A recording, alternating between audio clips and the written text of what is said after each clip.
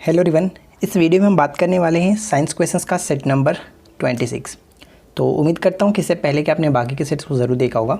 नहीं देखा है तो मैं आपको हमेशा रिकमेंड करता हूं कि ज़रूर देखिए, जिसमें आपको 25 MCQ देखने को मिलेगा। आने वाले सभी एग्ज़ाम्स के लिए इंपॉर्टेंट है। तो चलिए इस वीडियो को शुरू करते हैं और नीचे कमेंट्स करके ज़रूर बताया करें कि आप कितना स्कोर कर पा रहे हैं। देखिए, फर्स्ट क्वेश्चन ये कह रहा है कि निम्नलिखित में से किस में असूत्री विभाजन होता है। जैसे आपको पता है कि कोशिका विभाजन 3 प्रकार के होता है, एक तो समसूत्री विभाजन, असूत्री विभाजन और एक अर्धसूत्री विभाजन। तो यहाँ पे आपसे पूछा है कि असूत्री विभाजन जो होता है वो किस में होता है। तो ध्यान रखना है कि असूत्री विभाजन केवल एक कोशिकीय जीवों में होता है।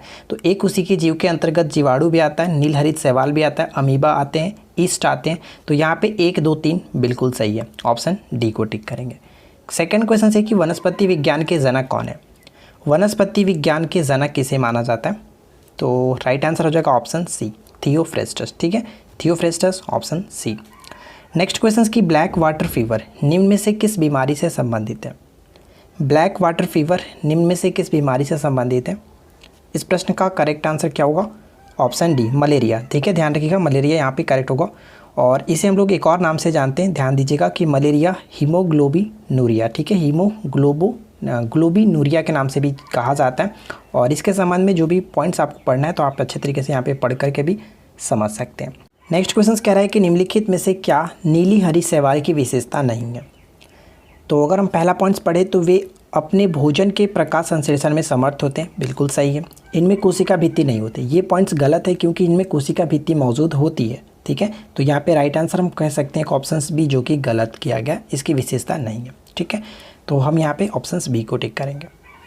एक छोटा सा इन्फॉर्मेशन मैं आपके साथ शेयर करना चाहता हूँ। जैसा कि आपको पता है कि ESI मेंस का एग्ज़ाम्स डेट आ चुका है। ठीक है, ESI मेंस के एग्ज़ाम्स के जस्ट बाद आपका SI प्री भी होने वाला है। तो हम ये कह सकते हैं कि सितंबर मंथ में आपका शायद ये है कि पॉसिबल हो जाएगा। ठीक है, सितंबर मंथ में।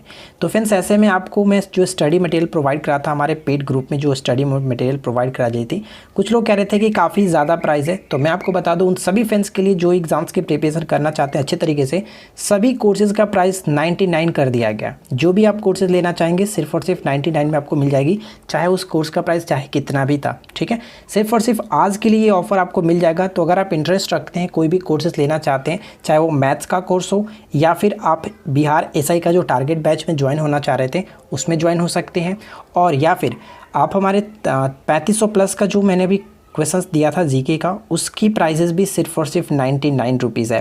तो अगर आप इंटरेस्ट रखते हैं तो इस वीडियो के नीचे डिस्क्रिप्शन में लिंक हमारी एप्लीकेशंस की जाकर के आप कोर्सेज़ को ज्वाइन कर सकते हैं। ठीक है, चलिए, और एक छोटा सा पॉइंट और बता दूं, जैसे मैथ की कोर्सेज जो आपको मिलेगी 99 की, इसकी वैलिडिटी फ्रेंड्स सभी के लिए 1 ईयर की रखी गई है। तो आपको कोई दिक्कत नहीं है, 1 ईयर की वैलिडिटी आपको मिलेगी। और 3500 प्लस जो क्वेश्चन है इसकी वैलिडिटी आपको 6 मंथ दी गई है। तो आपको कोई प्रॉब्लम नहीं होगी, अच्छे तरीके से आप पढ़ पाएंगे। फिलहाल देखिए, नेक्स्ट क्वेश्चन क्या कह रहा है कि कमरे में लगा हुआ जो AC होता है क्या नियंत्रित करता है, यानी कि वातानुकूलक जो होता है वो क्या नियंत्रित करता है। तो कमरे में लगा हुआ AC आर्द्रता के साथ साथ तापक्रम दोनों को नियंत्रित करता है, ऑप्शन डी करेक्ट होगा। प्रकाश का रंग निश्चित किया जाता है, प्रकाश का रंग निश्चित किया जाता है किसके द्वारा, तो तरंगदैर्घ्य के द्वारा, ऑप्शन सी बिल्कुल करेक्ट आंसर है। जीवाणु की साधारण आकृति क्या होती है। जो बैक्टीरिया होते हैं उनकी साधारण आकृति क्या होती है, छड़ रूपी। ठीक है, छड़ रूपी, ये क्वेश्चन बहुत बार पूछा गया, इसको याद रखिएगा। कुछ मानव रोग अनुवांशिक तौर से नियंत्रित होते हैं, यह सबसे पहले किसने प्रमाणित किया था।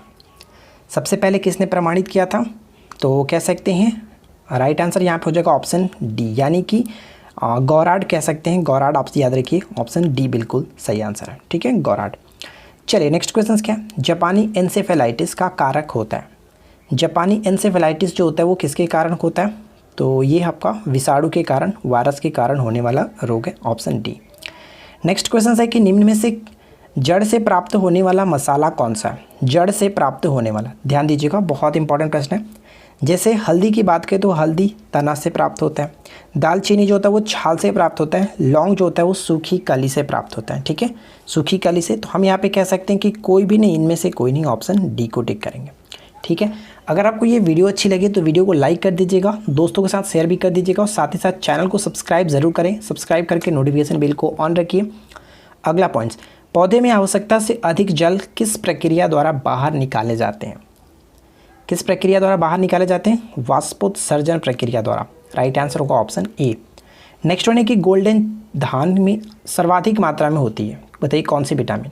गोल्डन धान में सर्वाधिक मात्रा में कौन सी विटामिन होती है? विटामिन यहाँ पे करेक्ट होगा ऑप्शन डी, विटामिन ए। ठीक है, विटामिन ए जिसको रेटिनॉल के नाम से जानते हैं। विटामिन ए की कमी से एक तो आपका रतौंधी भी होता है, दूसरा कह सकते हैं जेरोफ्थेल्मिया नामक एक रोग होता है, वो भी याद रखिएगा। निम्नलिखित में से कौन सा विश्व का सबसे बड़ा पुष्प है? विश्व का सबसे बड़ा पुष्प के रूप में हम लोग जानते हैं कौन सा? एरेफ्लेसिया। ठीक है, जबकि सबसे छोटे पुष्प के रूप में हम लोग जानते हैं उल्फिया को, ये भी ध्यान रखिएगा। सिकोया की बात करें तो आपको पता होगा सिकोया जो होता है वो हम कह सकते हैं कि दुनिया के अभी वर्तमान में दुनिया में सबसे बड़ा, सबसे ऊंचा कह सकते हैं, सबसे ऊंचा जीवित वृक्ष है। ठीक है, ये भी याद रखिएगा सिकोया। केसर मसाला बनाने के लिए पौधे का निम्नलिखित में से कौन सा भाग उपयोग में लाया जाता है? केसर का कौन सा भाग यूज़ करते हैं हम लोग? तो वर्तिकाग्र जिसको स्टिग्मा कहा जाता है, ऑप्शन डी, वर्तिकाग्र, ऑप्शन डी। टिबिया नामक हड्डी किस में पाई जाती है? बताइए, टिबिया नामक हड्डी किस में पाई जाती है? तो इस प्रश्न का करेक्ट आंसर होगा टिबिया नामक हड्डी टांग में पाया जाता है, सी करेक्ट है। अगला क्वेश्चन, निम्न में से किस वैज्ञानिक ने आनुवांशिकता को आनुवांशिकी विज्ञान या फिर आनुवांशिकी नाम दिया था? आनुवांशिकता को आनुवांशिकी विज्ञान या फिर आनुवांशिकी नाम दिया था, कौन थे? डब्ल्यू वेटेसन, ऑप्शन बी बिल्कुल सही है।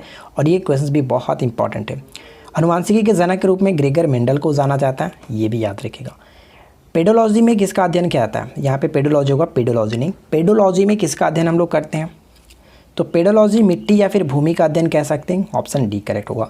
चट्टानों के अध्ययन को किस नाम से जानते हैं? चट्टानों का अध्ययन पेट्रोलॉजी। ठीक है, कवक का अध्ययन बताइए, सोचिए जल्दी से सोच लीजिए। कवक का अध्ययन जो होता है हम कह सकते हैं कवकों का अध्ययन माइकोलॉजी, जबकि शैवालों का अध्ययन फाइकोलॉजी। ठीक है, कवक की कोशिका भित्ति किसकी बनी होती है? ये क्वेश्चन मैं बहुत बार रिपीट कर चुका हूँ। कवक की कोशिका भित्ति काइटिन की बनी होती है, जबकि शैवालों की कोशिका भित्ति सेल्यूलोज की बनी होती है। नेक्स्ट क्वेश्चन कि मनुष्य में अल्फा टॉक्सिन खाद्य विषाक्तान द्वारा समानतः कौन सा अंग प्रभावित होता है? अल्फा टॉक्सिन खाद्य विषाक्तान द्वारा समानतः कौन सा अंग प्रभावित होता है? और वो कह सकते हैं कौन सा अंग होगा? तो ऑप्शंस बी यानी कि यकृत। ठीक है, यकृत। यकृत मानव शरीर की सबसे बड़ी ग्रंथि है। निम्न कथनों पर विचार कीजिए। यहाँ पे 2 पॉइंट्स लिखे हैं, दोनों को पढ़िए और बताइए कि कौन सा कथन सही है। पहला पॉइंट्स क्या कह रहा है? पहला पॉइंट है कि जीवित कोशिका की खोज सबसे पहले रॉबर्ट हुक ने 1665 ईस्वी में किया था। क्या ये पॉइंट सही है? जी नहीं फ्रेंड्स, ये पॉइंट्स गलत है, क्योंकि आपको पता है कि कोशिका की खोज सबसे पहले रॉबर्ट हुक ने की थी। लेकिन जब इन्होंने रॉबर्ट हुक ने 1665 ईस्वी में जिस कोशिका की खोज की थी वो मृत कोशिका थी। ठीक है, ये ध्यान रखिएगा। लेकिन 1683 ईस्वी में ल्यूमेन हॉक ने सबसे पहले जीवित कोशिका की खोज की। तो ये पॉइंट तो आपका गलत हो गया। सेकेंड पॉइंट है कि जीवाणु की खोज सर्वप्रथम ल्यूमेन हॉक ने किया था। ये पॉइंट्स बिल्कुल सही है। तो हम यहाँ पे कह सकते हैं कि फर्स्ट गलत है, सेकेंड सही है। तो हमें सही कथन बताना था, इस वजह से ऑप्शन बी करेक्ट होगा। नेक्स्ट क्वेश्चन, निम्न में से द्विनिषेचन पादप वर्ग का एक खास लक्षण कौन सा है? निम्न में से द्विनिषेचन पादप वर्ग का एक खास लक्षण कौन सा है? आवृतबीजी। ठीक है, आवृतबीजी, ऑप्शन सी करेक्ट है।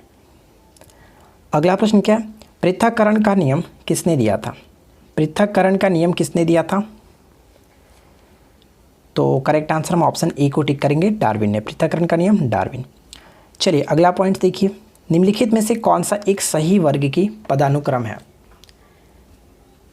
तो सही क्रम अगर हम देखें तो करेक्ट आंसर क्या होगा? जगत, संघ, वर्ग, गण, कुल, जाति और वंश और जाति। ठीक है, जाति सबसे छोटा है, तो यहाँ पे राइट आंसर आपका हो जाएगा डी। ये ध्यान रखिएगा, करेक्ट आंसर है ऑप्शन डी। चलिए आगे बढ़ते हैं। अगला पॉइंट देखिए, निम्नलिखित कथनों में से कौन सा एक स्तनधारियों के लिए सत्य नहीं है? ये क्वेश्चंस बहुत इंपॉर्टेंट है। हाल ही में एनटीपीसी के एग्जाम्स में भी ये क्वेश्चंस पूछा गया था। ठीक है, स्तनधारियों के लिए सत्य नहीं है।